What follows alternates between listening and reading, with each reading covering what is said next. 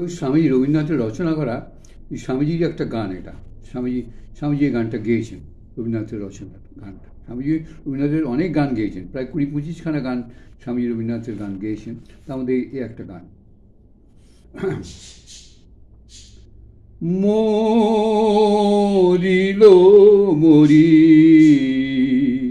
আমায় বাঁশিতে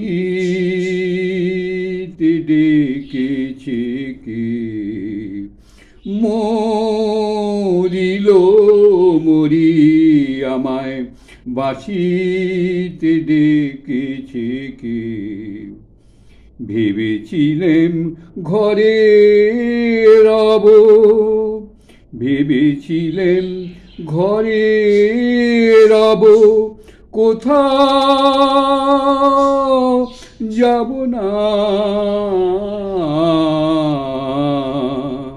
ভেবেছিলেম ঘরে রব, কোথাও যাব না,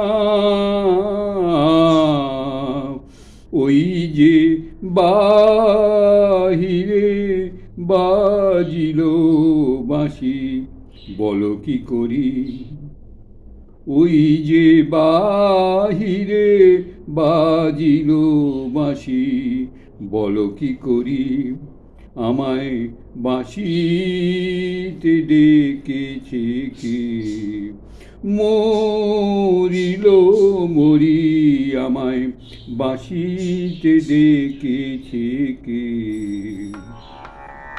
শুনেছি কোন কুঞ্জ বনে যমুনা তীরে, সাঁঝের বেলায় বাজে বাঁশি ধীর সমীরে, শুনেছি কোন কুঞ্জ বনে বনে যমুনা তীরে, শুনেছি কোন কুঞ্জ বনে যমুনা তীরে, সাঁঝের বেলায় বাজে বাঁশি ধীর সমীরে,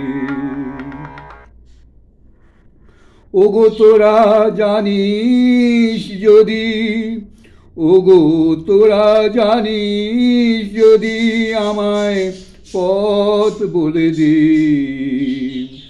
ওগো তোরা জানিস যদি আমায় পথ বলে দে,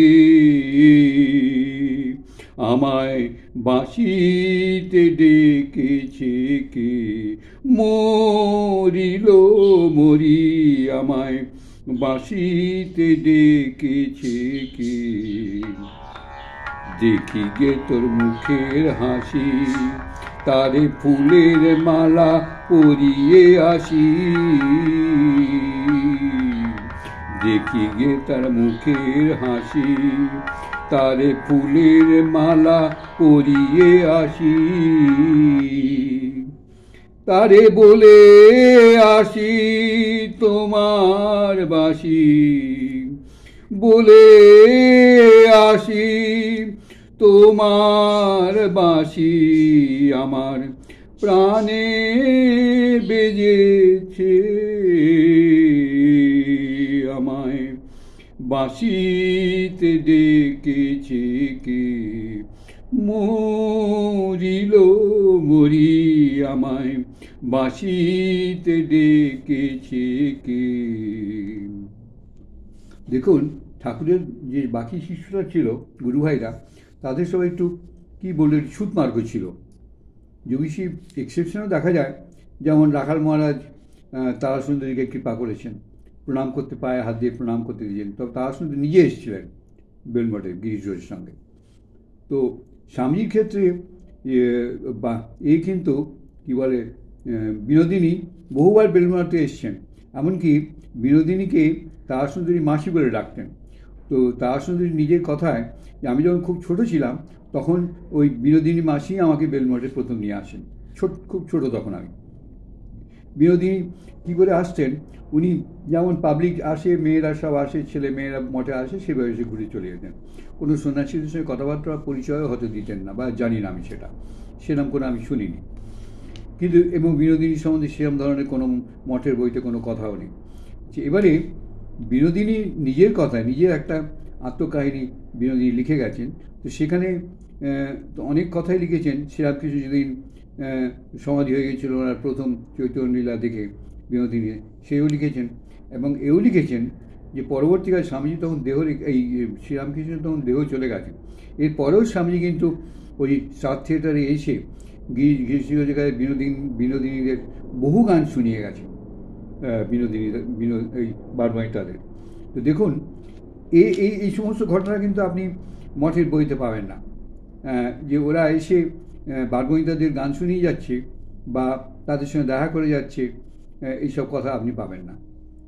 একমাত্র স্বামীজির ক্ষেত্রে এটা পাওয়া যায়। তো স্বামীজির কোনো জগতে কারোর কাছে বাদ বিচার ছিল না, সবাই সঙ্গে সমানভাবে মিশেছেন, সবাইকে অ্যাকসেপ্ট করেছেন স্বামীজি। সেই জন্য বললাম তো, স্বামীজির দ্বিতীয় স্বামীজি পৃথিবীতে এখনও জন্মায়নি, পরে হবে কিনা জানি না, কিন্তু এখনও পর্যন্ত জন্মায়নি। এবার সীমা একবার শরৎ মহারাজের একটা চিঠি পড়তে পড়তে অভিভূত হয়ে গেছেন। অভিভূত বলেন, দেখো এই শরতের মতন ব্রহ্মজ্ঞ নরেনের পরে এত বড় ব্রহ্মজ্ঞ কিন্তু এখন আর নেই। চিন্তা করুন, নরেনের পরে এই কথাটা উচ্চারণ করেছেন শরৎ মহারাজ যখন ব্রহ্মজ্ঞ বলছেন, তখন বলছেন নরেনের পরে এত বড়। নরেন হচ্ছে সব থেকে। আর একবার কথা হচ্ছে, এক জায়গায় প্রশ্ন করা হচ্ছিল, একজন কেউ প্রশ্ন করেছেন ভক্ত বা সন্ন্যাসী সীমাকে, যে এই যে যেখানেই মন্দির হয় সেখানে দেখা যায় ঠাকুর মায়ের সঙ্গে স্বামীজির মূর্তি বা কী বলে ছবি বসিয়ে পুজো করা হয়, তো এটা কি ঠিক? ঠাকুর মায়ের সঙ্গে কেন স্বামীজি থাকবেন? স্বামীজি তো শিষ্য। তখন সীমা বলেছিলেন পরিষ্কার যে যেখানে নরেনের পুজো নেই সেখানে আমাদের পুজো আমরা গ্রহণ করব না, আমাদের সঙ্গে নরেনের পুজো করতে হবে, তবে আমরা আমাদের পুজো গ্রহণ করবো। দেখুন, সীমাও সেই একই ব্যাপার, নয়নকে ভালোবাসা সীমাও অভিভূত। যেমন শ্রীরামকৃষ্ণ নিজের কাপড় পর্যন্ত কাপড় পরতে ভুলে যেতেন স্বামীজির চিন্তায়, আর সীমা এতখানি অভিভূত যে বললেন যেখানে নয়নের পুজো হবে না সেখানে আমার পুজো, আমাদেরও পুজো আমরা দিতে পারবো না।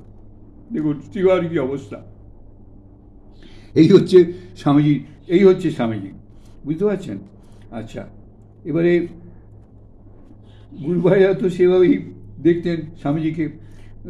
স্বামীজি যখন দেহ গেল তখন এই বলছেন, মহাপুরুষ মহারাজ বলছেন যে ঠাকুরদের যখন দেহ গেলে আমরা এত কষ্ট ভোগ করিনি, কেউ এই স্বামীজির দেহ চলে যেতে আমরা অনেক বেশি কষ্ট ভোগ করছি।